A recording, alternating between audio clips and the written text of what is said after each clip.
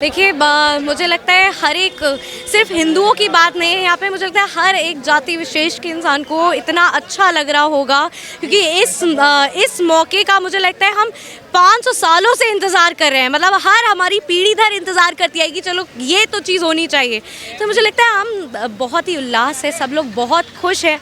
Emotionally हम लोग इतना जुड़े हुए हैं इस राम मंदिर से, तो इतना अच्छा लग रहा है, सबके लिए बहुत गर्व की बात है। तो मतलब दिल से खुशी है इस चीज़ की। तो दिल से खुशी है। लेकिन मैम एक तरफ जहाँ पहले लोग कहते थे कि राम के अस्तित्व पर सवाल उठाया जाता था, राम को काल्पनिक बताया जाता था, जब वो स्वप्न सच हुआ, सुप्रीम कोर्ट का ऑर्डर आया, वो साक्षात होने जा रहा है, तो कहा कि हमें निमंत्रण नहीं मिला। जब निमंत्रण दिया गया तो उसको अस्वीकार कर दिया गया। तो राजनीति पूरे जोरों शोरों पर, उनके लिए क्या कहेंगे? देखिए मुझे लगता है कि पहले तो जिन लोगों ने ये स्टेटमेंट बोले हैं ना कि मुझे निमंत्रण नहीं मिला, तो मतलब आपको अब भगवान के घर बुलाने में आपको निमंत्रण चाहिए और आपको निमंत्रण देगा कौन? मतलब आपको इतना भी नहीं लगता कि वहाँ तो चलो आप अपने मन से जाते हो अपनी, अगर आपको एक बार को चलो नहीं बुलाया, और पहली बात तो बीजेपी नहीं बुला रही है, वहाँ का जो ट्रस्ट है वो बुला रहा है, पहले उनको ये चीज़ समझनी चाहिए।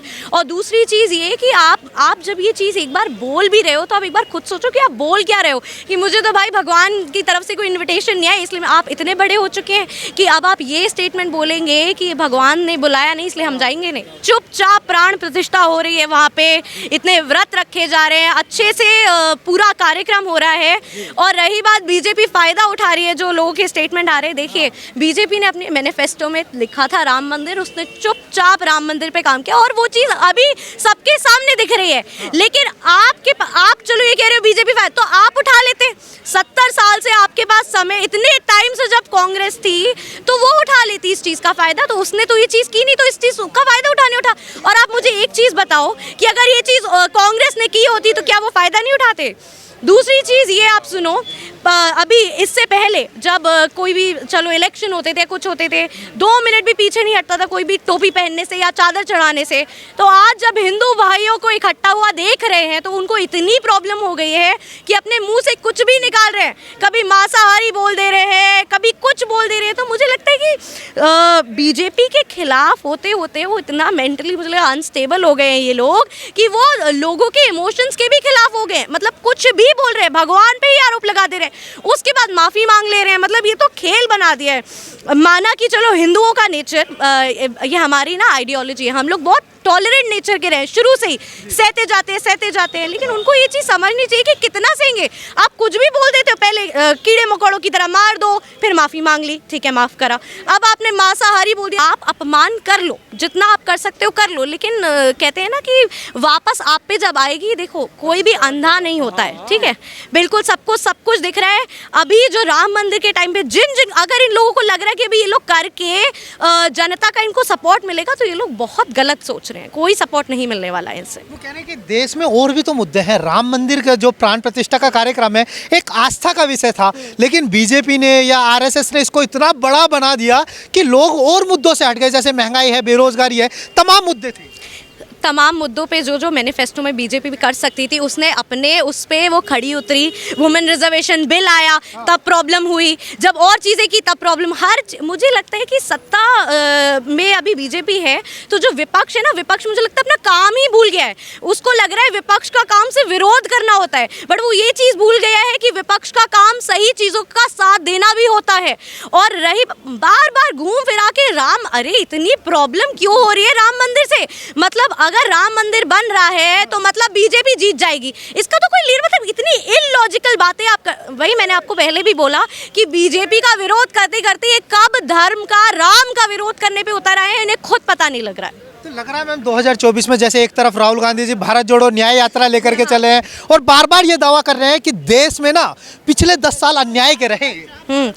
अच्छा ठीक है, चलिए मैं तो कह रही हूँ रहे, मान लिया, चलो बहुत अन्याय हुआ, तो जनता पागल है क्या? मतलब अभी चलो ठीक है अन्याय रहे, सब कुछ रहा, तो अभी जो आप कर रहे हो क्या वो सही है?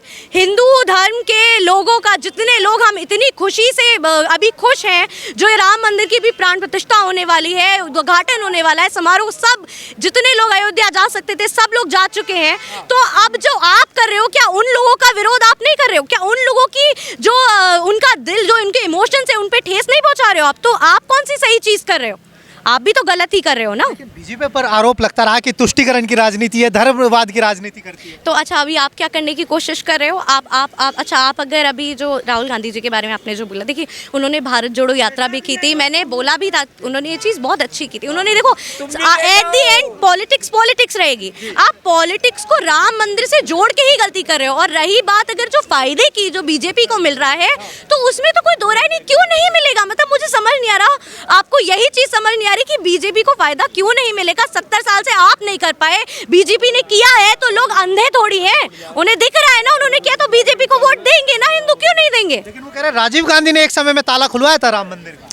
अरे तो इतने टाइम से प्रॉब्लम क्यों हो रही थी? प्रॉब्लम क्या थी? पॉइंट तो वही है ना, क्यों नहीं गया राम मंदिर? जब इतना बड़ा, देखिए मैं नहीं कह रही कि बीजेपी ने जाते ही भाई बीजेपी, लेकिन एटलीस्ट उसने अपने मैनिफेस्टो में लिखा, उन्होंने कोशिशें करी, लगातार कोशिशें करी, तभी एट दी एंड कोर्ट का फैसला था, कोई बीजेपी का तो। और बीजेपी तो ये बोलता भी नहीं कि भाई मैंने कर दिया, मैंने कभी आपने किसी भी स्टेटमेंट में देखा कि हम भाई राम जी को ले आए हैं? लेकिन ये लोग जरूर बोलते हैं कि राम जी को किडनैप कर लिया है। मतलब कोई राम जी को किडनैप कर सकता है? फिर इलॉजिकल बात है। आपको रोकना चाहूंगा, लेकिन बीजेपी के नेता, बड़े बड़े नेता कहते हैं कि जो राम को लाए हैं हम उनको लाएंगे। देखिए जो राम को लाए हम उनको लाए। देखिए राम को लाने वाले, पहली बात तो बीजेपी राम को नहीं लाई है, बीजेपी राम जी के मंदिर की प्राण प्रतिष्ठा कर रही है। इतने टाइम से जो चीज़ें रुकी हुई थी तो डेफिनेटली वो चीज़ बीजेपी ने की है, तो उसमें तो कोई और अगर इसमें अगर चलो वो बीजेपी में चलो मोदी जी की बात करते हैं ना, डायरेक्टली उनको लाने की बात हो रही, तो इसमें मैं तो क्या पूछती हूँ, इसमें गलत क्या है?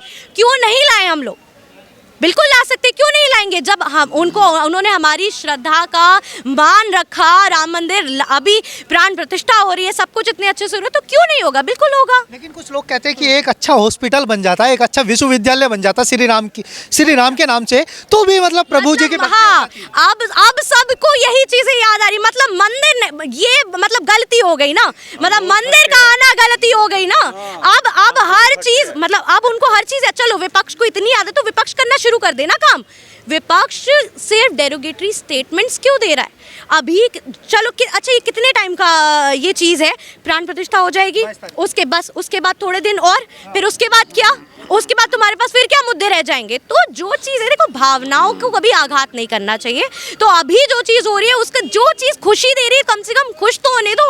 मतलब अब जनता की खुशी से भी बर्दाश्त नहीं हो रही है, लोगों की खुशी बर्दाश्त नहीं हो रही, बस कुछ ना वो कहते हैं ना नेगेटिव साइड ढूंढना। तो मुझे लगता है विपक्ष को विरोध करने से थोड़ा हटके चीज़ें आंखें खोलनी चाहिए, देखनी चाहिए कि कुछ चीज़ें विरोध करने लायक ही नहीं है, तो आप क्यों विरोध कर रहे हो? आपसे एक सवाल लेना चाहूँगा, आपने की जनता की खुशी की बात, तो वहीं से सवाल पैदा होता है कि जनता की खुशी तो वहाँ होगी ना जब वही पिछला सिलेंडर 450 में मिल जाएगा, वही पेट्रोल 70 रुपये में मिल जाएगा, वही जो महंगाई थी, जो दालों की दरें थी, या जो भी कच्चे तेल थे, सरसों का तेल था, अन्य जो भी सामग्री थी, खाद्य सामग्री, वो उसी दाम में मिले, और हर घर रोजगार हो, हर घर पक्का मकान हो, इनसे तमाम चीज़ें हैं जिनसे खुश होंगे। तो क्या आप एक बात बताइए, जब बीजेपी अभी 10 साल से पिछले है, तो क्या उसने इस चीज़ पे कोई काम नहीं किया है? बिल्कुल किया है, और मुझे लगता है आने वाला टाइम पे जब वो अपने वादे इतने निभा रही है, तो इसमें कोई दो राय नहीं है कि वो आगे भी निभाएगी। और धीरे हर चीज़ें एकदम अचानक से नहीं हो सकती। उसने अपने मैनिफेस्टो में जो लोग एक एक करके पूरा कर रहा है, तो जब पूरा कर रहा है तो धीरे धीरे करेगा ना। अब एक साथ एक इंसान बताइए कितनी जगह हो सकता है? अब कहते हैं ना कि एक अर्जुन कितने चक्रव्यूह भेदेगा। तो अगर देखिए कभी कभी ये चीज़ ना बहुत गलत भी हो जाती है कि चलिए मोदी जी के चेहरे पे ही सब कुछ हो रहा है, लेकिन नहीं तो फिर किसके? पॉइंट ये आ जाता है ना, आप समझो। तो अभी देखिए हर चीज़ें चल रही है, लेकिन मुझे ये अकॉर्डिंग टू मी, अभी जब राम मंदिर की बात चल रही है, वो सब चीज़ें चल रही हैं, तो मतलब उस टाइम पे ये चीज़ें ला के आप खुद, मुझे लगता है देखिए एट दी एंड समय सब कुछ बता देगा। तो मुझे लगता है इस टाइम पे ये चीज़ ला के वो खुद ही कहते हैं ना अपने लिए गड्ढा खोद रहे हैं। अच्छा, आप पॉलिटिकल एनालिस्ट हैं, बहुत करीब से राजनीति को समझते हैं और समझ भी रखते हैं, क्या लग रहा है कि 2024 में चुनावी मुद्दे क्या होने चाहिए? देखिए सुनिए, लोग कह रहे हैं कि राम मंदिर के उस पे लड़ेंगे, पर मुझे तो नहीं लगता कि बिल्कुल भी बीजेपी राम मंदिर को आगे रख के लड़ेगी। उसके पास आप अभी जो चुनाव हुए थे उसके रिजल्ट आपने देखे, कितने शॉकिंग थे। छत्तीसगढ़ किसी ने इमेजिन भी नहीं किया था, सोचो वहाँ पे बीजेपी आई।